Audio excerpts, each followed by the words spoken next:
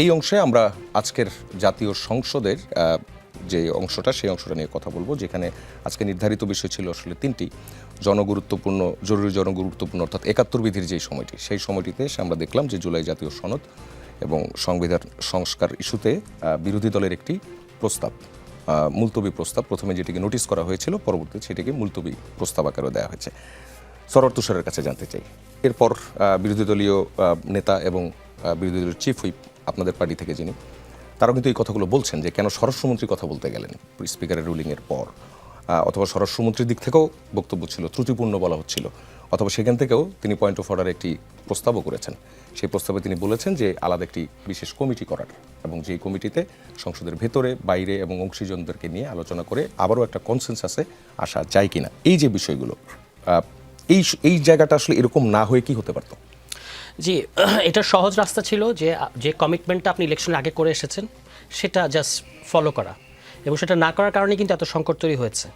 এবং এখানে আমার ধারণা যে স্বরাষ্ট্রমন্ত্রী নিজের মন্ত্রণালয় নিয়ে স্যাটিসফাইড না, কারণ হচ্ছে উনি বারবার তিনি মন্তব্য করেন, এবং আজকে আপনি দেখবেন যারা কথা বলেছেন এই পয়েন্ট অফ অর্ডারে দাঁড়িয়ে, তারা কিন্তু সবাই বিভিন্ন পজিশন, সরকার দলীয় চিফ হুইপ, বিরোধী দলীয় নেতা, বিরোধী দলীয় চিফ হুইপ, এরা তো হঠাৎ করে স্বরাষ্ট্রমন্ত্রী কেন কথা বলেছেন, এবং আমরা বারবারই আশ্চর্য হয়ে লক্ষ্য করেছি যে আইনমন্ত্রী এসব বিষয়ে কোনো কথা বলেন না, স্বরাষ্ট্রমন্ত্রী বলেন। এবং আজকে দেখলেন আপনি যে স্পিকার কিন্তু তাকে তার মাইকটা অফ করে দিয়েছেন, তারপরেও কিন্তু তিনি কথা বলে গেছেন।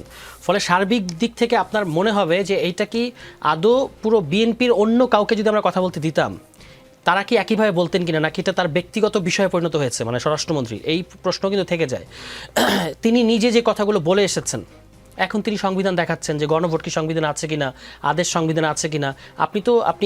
আপনারা তো কাভার করেছেন ওই 2025-এর 5 অক্টোবর, 6 অক্টোবর, 9 অক্টোবরের যে বৈঠকগুলো, ভেতরে কি বলেছেন জাতীয় ঐক্যমত্য, আমি নিজে উপস্থিত ছিলাম, আমি একজন আপনি আমাকে কোট আনকোট রাত সাক্ষী মনে করতে পারেন, আমার তো ওনার কথাগুলো কানে বাজে, এবং আমি আমার যুক্তি দেই না, উনি যে কথাগুলো বলেছেন ওই যুক্তি দিয়ে কথা বলি, কারণ ওটাই এখন মনে হচ্ছে যেন বাংলাদেশে আমাদের যিনি মাননীয় স্বরাষ্ট্রমন্ত্রী, তিনি জীবন্ত আদালত, তিনি সংবিধান, তিনি যেভাবে ব্যাখ্যা করবেন পুরো দেশকে সেভাবে ব্যাপারটা বুঝতে হবে, এ কারণে আমি ওনাকেই রেফারেন্স দিই।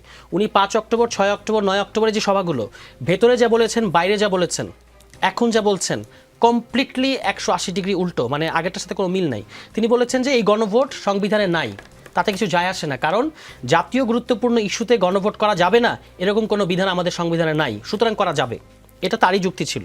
এবং তিনি বলেছেন গণভোটের রেজাল্ট হবে সার্বভৌম রায় হিসেবে মেনে নিয়ে পরে সংসদকে এটা বাস্তবায়ন করতে হবে।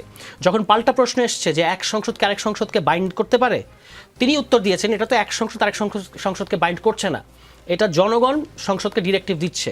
এবং আপনি এই ইলেকশনের, এবং এই যে একই দিনে ইলেকশন হওয়া, দেখেন আজকে মদিনা সনদ নাকি পড়তে বলেছেন আমাদের আইনমন্ত্রী, তো এবং রুশো পড়তে বলছেন সোশ্যাল কন্ট্রাক্ট, তাই না? সোশ্যাল কন্ট্রাক্ট পড়তে বলছেন আপনি একটা কন্ট্রাক্ট ভঙ্গ করে, এটা কি হয়? আপনি আমরা সবাই তাদেরকে বিশ্বাস করলাম, আমরা যখন বললাম যে গণভোটটা আগে হোক, তখন বিএনপি বলল যে ইলেকশনের দিন হওয়া এবং আগে হওয়া একই ব্যাপার, সুতরাং ইলেকশনের দিন হোক। আমরা কিন্তু ইন গুড ফেইথ মেনে নিয়েছি সব রাজনৈতিক ঐক্যমত্যের স্বার্থে। তো সেটা আপনি কি করলেন, যেখানে 70% মানুষ ভোট দিয়েছে এই গণভোটের পক্ষে, আর আপনি ভোট পেয়েছেন 51%, পুরো জোট ভোট পেয়েছে 51%, তাহলে কোনটা বড়?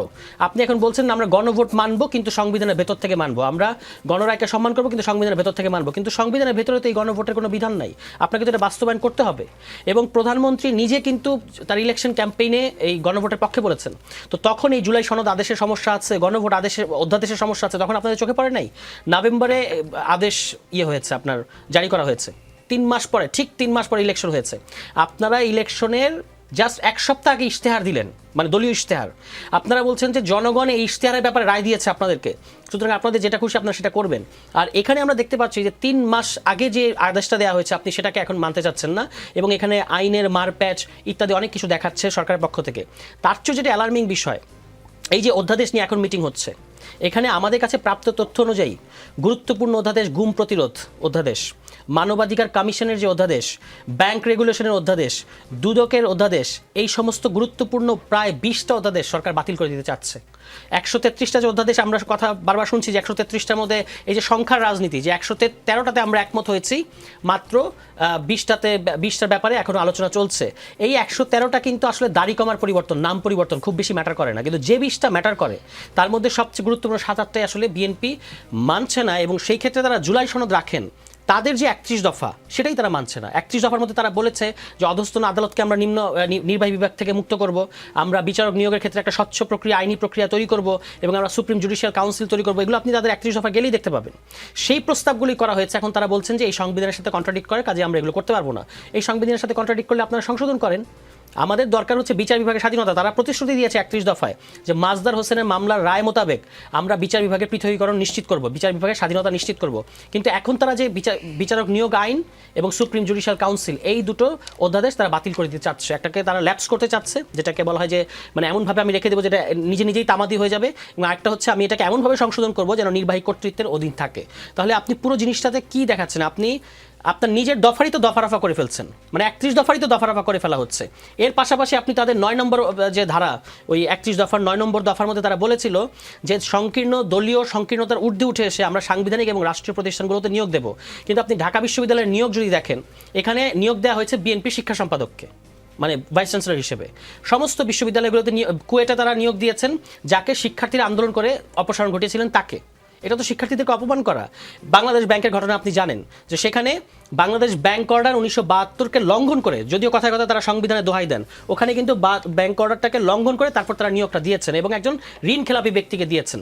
তো এই পুরো পরিস্থিতি দেখে মনে হচ্ছে বিএনপির নিজস্ব যে দলীয় কমিটমেন্ট যে আমরা রাষ্ট্র সংস্কার, রাষ্ট্র মেরামত এবং রাষ্ট্রীয় প্রতিষ্ঠানগুলোকে স্বাধীনভাবে চলতে দেব, সেখানেও তারা নাই। ফলে এটা খুবই অ্যালার্মিং আমাদের জন্য, এবং এই কারণেই বারবার সংসদে এই কথাগুলো তুলতে হচ্ছে। গত আলোচনায় যখন বিরোধী দলের নেতা তুলেছিলেন তখন কিন্তু স্পিকার তাকে বলেছিলেন যে আপনি ওই 64 ধারা না 62 ধারা অনুযায়ী, সম্ভবত 62 ধারা অনুযায়ী একটা নোটিশ সার্ভ করেন, তারপর আমরা এটা নিয়ে আলোচনা করবো। আজকে কিন্তু সে অনুযায়ী যখন করতে গেছেন তখন বলা হচ্ছে যে এটা তো সংসদের রীতির মধ্যে পড়ে না।